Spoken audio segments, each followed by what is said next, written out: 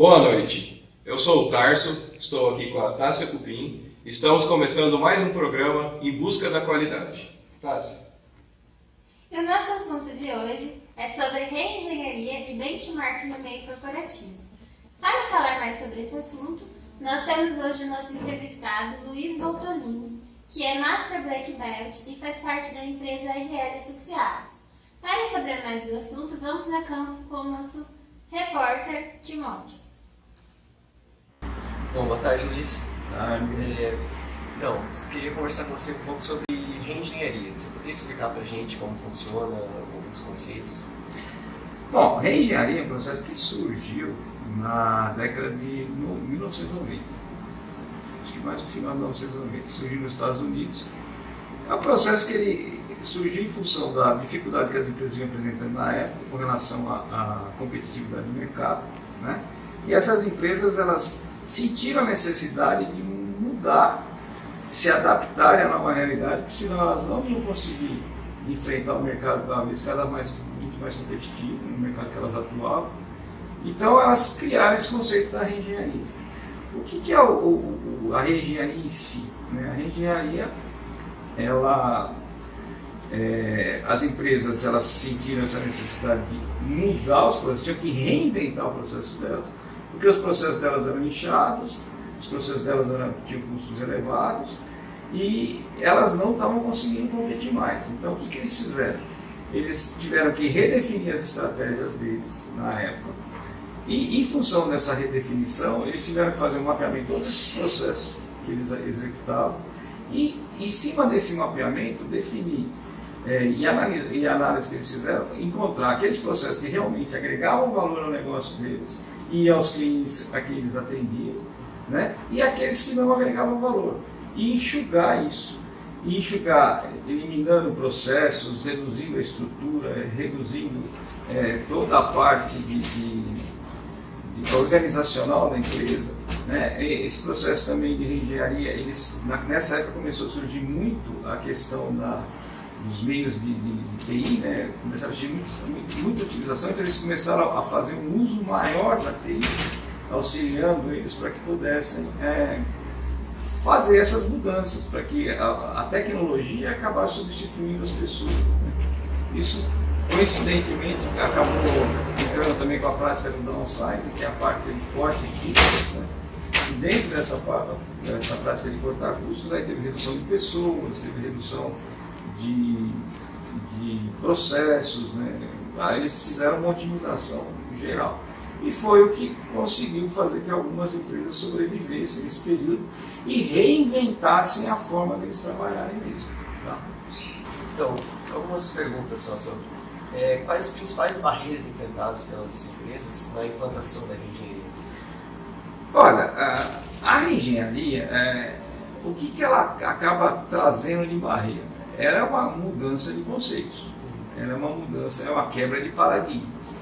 Ou seja, aquilo que você fazia anteriormente, você vai reformular totalmente a forma da empresa atuar e as pessoas vão ter que trabalhar de uma forma diferente.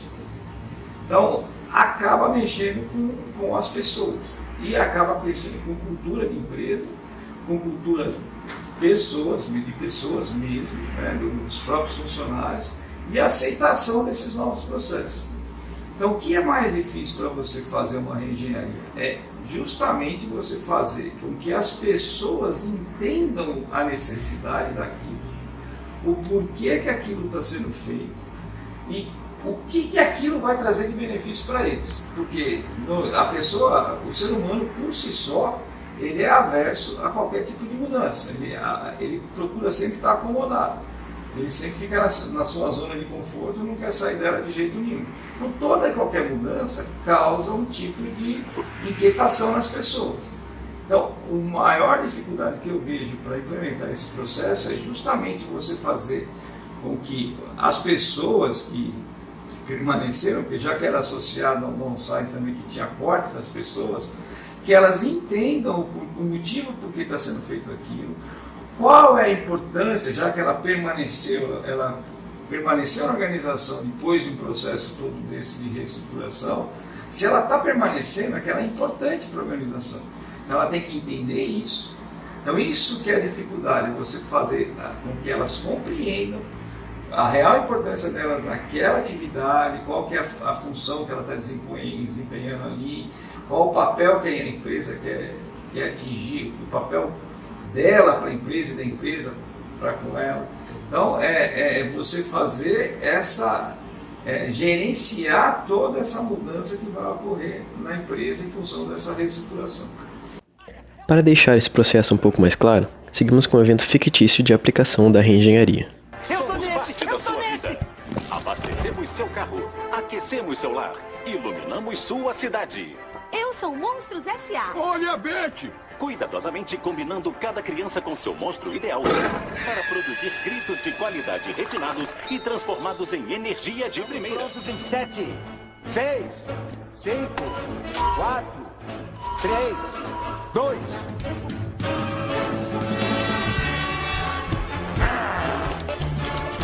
É o maior, é o manda-chuva peludão!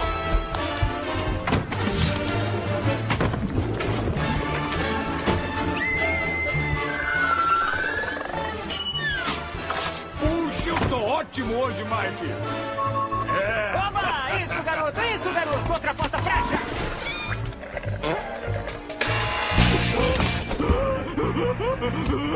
O que foi? A garota quase tocou em mim, chegou pertinho de mim. Ela não teve medo de você? Só tem 6 anos! Eu quase morri!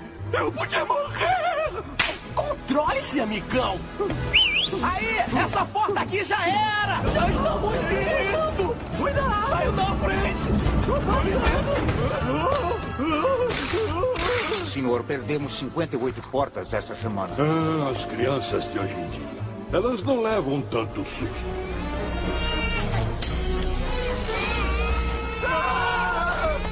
Faz ela parar, Sally! Faz ela! Sally, urso! Dá urso pra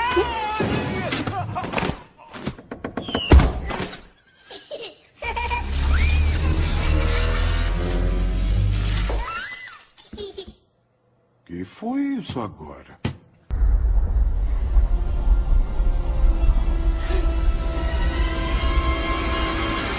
Ligou isso aí? Alô? Som? Oi, boa noite, como vai? Prazer em te ver. É muito bom estar aqui no seu quarto. Tá bem.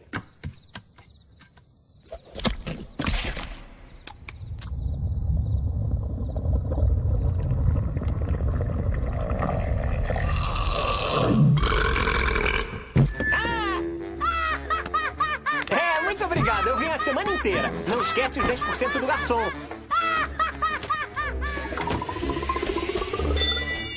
Beleza, Mike. Atingiu sua cota com a primeira criança. Bacana, hein? Só alguém com um tempo perfeito de comédia pode conseguir isso numa tacada. Aham. E o riso ser 10 vezes mais potente do que o grito não tem nada a ver. Seguimos agora com o caso real de aplicação da reengenharia.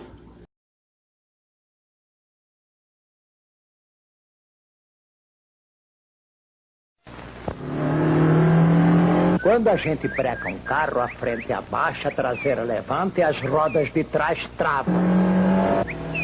No Fiat 147 isso não acontece. Ele tem uma válvula que regula a pressão nos freios traseiros. Por isso eu vou comprar o Fiat 147. Carro não é só para correr, não. Carro tem que parar também.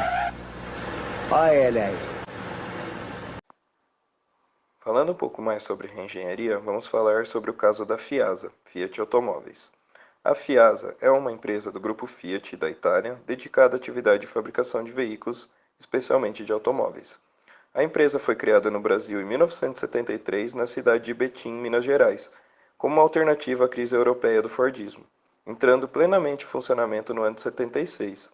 Ao longo de seus primeiros anos de funcionamento no Brasil, desde os anos 70, a preocupação dessa empresa centrou-se na constituição de um regime produtivo fordista tradicional, organizado em torno da linha de montagem de veículos, ou mais precisamente da fabricação do modelo 147, o chamado de Projeto 147 na época.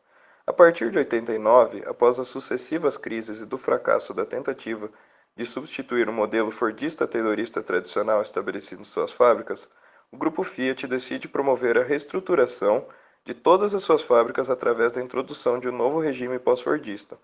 As transformações na Itália, tanto quanto no Brasil, iniciam-se no final dos anos 80 a partir das determinações da direção do grupo Fiat, acordadas na célebre Convenção de Marentino, na qual a direção da empresa assume o compromisso de reestruturar todas as suas fábricas segundo os padrões utilizados pelo modelo japonês de produção. Assim, o ano de 1989 foi definido como o ano da mudança da Fiasa em Betim. Após as conversões das fábricas italianas, o grupo Fiat decide implantar um modelo de inspiração onoísta, que é um modelo de produção flexível em massa característico de empresas como a Toyota. O modelo fábrica enxuta, pensado pela matriz, é então difundido e posto em prática na sua maior filial, tanto quanto uma experiência ao modelo híbrido, isto é, fundindo inúmeros princípios produtivos pós-fordistas e não somente originalmente japoneses. A ideia da fábrica enxuta, a qual é originalmente difundida na Itália como fábrica integrada, assume no Brasil a nomenclatura de fábrica racionalizada. De um certo modo, esse novo conceito colocará em prática algumas das mais importantes transformações tanto na estrutura global da empresa, quanto nas estruturas da organização produtiva e na relação salarial. A intenção da nova empresa enxuta foi a de criar uma estrutura mais horizontal, mais flexível e em consonância com os novos modelos produtivos mundiais, de modo quase idêntico aos transplantes da Lean Production no mundo. A fábrica de Betim procurou um modelo no qual a organização produtiva caracterizou-se pela introdução de um conjunto de ferramentas de gestão próprias aos novos modelos produtivos híbridos, onde se destacou o funcionamento integrado da fábrica, a engenharia simultânea, a gestão da qualidade total, o sistema Just-in-Time, o sistema Kanban, o Kaizen, a manutenção produtiva total, a gestão por processos, a manufatura celular e outros. No que diz respeito à organização produtiva da fábrica, a reestruturação introduziu todo um conjunto de princípios produtivos, caracterizados pelo desenvolvimento da integração sociotécnica da firma. Quanto ao processo de organização do trabalho da fábrica, ampliou-se consideravelmente o grau de flexibilidade do trabalho, ou mais precisamente, da flexibilização da força de trabalho. Vale ressaltar ainda que o Just-in-Time é um sistema de administração da produção que determina que tudo deve ser produzido, transportado ou comprado na hora exata. Gerou uma mudança no tipo da gestão e do controle dos projetos industriais, ou seja, dos projetos que dão conta da realização do produto final do setor automobilístico. 1, 2, 3, salame, mingue, o sorvete colorê. Escolhido foi você. 1, 2, 3, salame, mingue, o sorvete colorê. Escolhido foi você. 1, 2, 3, salame, mingue, o sorvete colorê. Escolhido foi você. Novo Uno, novo tudo. Eu queria falar agora com você um pouco mais sobre o benchmarking. Sem problema. Benchmarking, né? Benchmarking, na verdade, benchmarking é uma ferramenta, uma metodologia que a gente usa como ferramenta. Para que a gente usa benchmarking? Para comparar aquilo que a gente faz com os top do mercado, as pessoas, as empresas, as organizações que são os melhores naquilo que a gente está buscando melhorar, né? Então a gente vai atrás de quê? A gente vai atrás de comparar aquilo que a gente está fazendo com aquelas empresas que são reconhecidamente as que mais se destacam naquele tipo de atividade. Só que assim, o que todas as empresas gostariam de fazer? Ir no concorrente, né? Todas as empresas gostariam de saber como é que o concorrente faz. É um processo fácil? Não é. Porque o concorrente, obviamente, não vai mostrar para essa empresa o segredo que ele tem em cima do produto que ele fabrica ou o serviço que ele presta. Então, esse tipo de benchmarking, a gente chama de benchmarking competitivo. Tá? É um benchmarking externo que a gente chama de competitivo. E tem um outro benchmarking externo que muitas vezes ele é o que é o mais praticado e de repente é o mais fácil de você conseguir fazer, que é o benchmarking funcional. Esse benchmarking, o que você faz? Você vai buscar quem tem as melhores práticas dentro daquilo que você quer melhorar. Vamos dar um exemplo. Você quer melhorar o sistema de entrega, de armazenamento, de logística. Você é uma empresa que fabrica produtos agrícolas, né? Mas você tem problema de armazenamento, tem problema de distribuição. Então. E aí você fala, vou conseguir ir numa outra empresa de produto agrícola ver o que ele faz? Provavelmente não. Né? Existe a possibilidade? Lógico que existe. mas é mais difícil você conseguir. Então aí você busca dentro do mercado quais são as empresas que melhor operam com distribuição, com armazenamento, com a parte logística, né, vamos dizer assim. Aí você vai nessas empresas e consulta eles. Vou dar exemplo, uma DHL, né, uma Sedex, essas próprias redes tipo redes grandes aí, Submarino.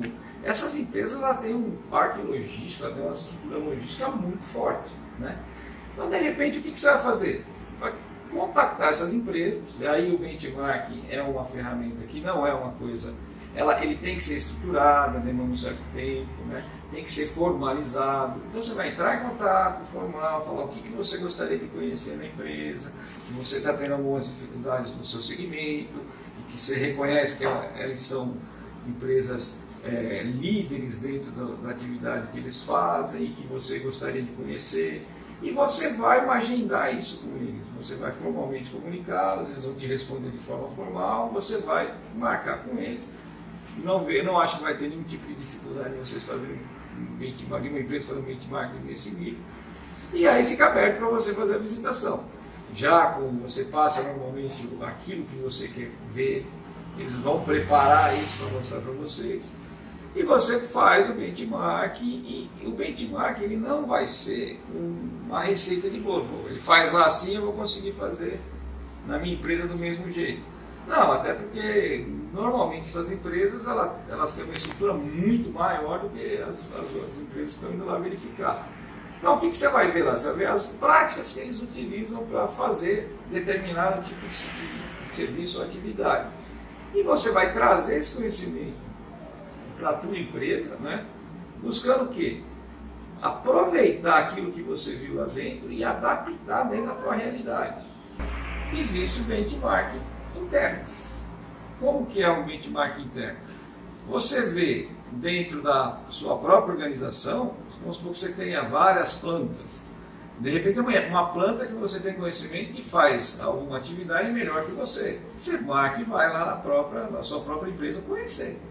Né? Esse benchmark é muito mais barato, muito mais fácil de você conseguir esse acesso, né? E até dentro da sua própria, se for uma empresa de uma planta só, algum departamento que pratica isso, que você já sabe que ele pratica essa atividade melhor do que você está praticando. Então você vai lá no departamento e vê com as pessoas lá como eles estão praticando isso. Então o benchmark nesse sentido, ele é muito útil, né? E te diria o seguinte, é uma prática que teve uma certa resistência no passado, as pessoas acharam um pouco mais, mas hoje é muito difundido, né? Então hoje é muito mais fácil você conseguir um benchmark e ajuda muito as empresas, porque você não começa do zero, você começa já de algo que já existe, então você só melhora ou adapta aquilo à tua necessidade. Então nesse ponto eu acho que o benchmark é uma ferramenta assim, é uma cultura, na verdade, e é uma coisa que é contínua, né? Você faz de e toda vez que você precisar de alguma coisa, você vai lá e busca essa informação. Veremos agora o processo de benchmarking em algumas etapas.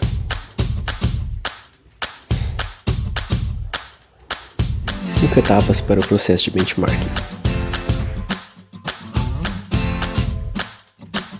Etapa 1. Planejamento.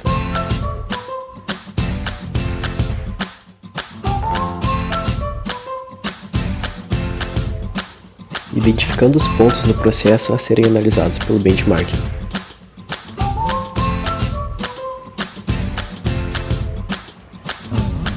Etapa 2. Formando o time de benchmarking. Todos os membros do time devem cooperar e se comunicar para um melhor resultado. Equipe líder, equipe de preparação e equipe de visita.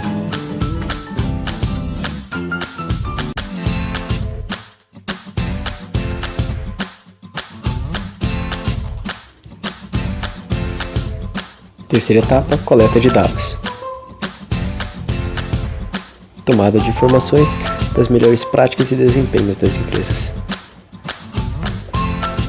Etapa 4, análise de dados. E etapa 5, tomada de ações.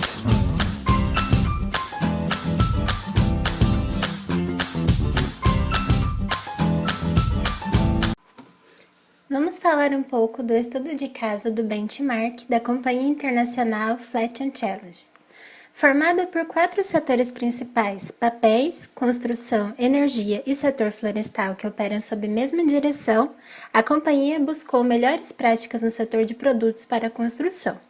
Não demorou para que a alta administração da empresa percebesse e notasse a necessidade de realizar um benchmark de suas próprias práticas de trabalho como processos finais, comparando-as com as práticas das melhores organizações do ramo. O processo teve início no ano de 1993, com uma viagem de estudos, onde foram visitadas 10 companhias mais proeminentes do mundo, visitando em cada uma das visitas as seguintes áreas de interesse: liderança visionária, estratégias de recursos humanos, iniciativas de prestação de serviço ao cliente e criatividade e inovação, bem como inspiração. Vale ressaltar que nenhuma das empresas e indústrias visitadas eram do ramo da construção, mostrando que, independentemente do tipo de indústria, existem processos fundamentais que são comuns a todas elas, permitindo também um benchmark funcional. Grande parte do tempo foi gasto discutindo as constatações das entrevistas e também documentando tudo o que foi visto.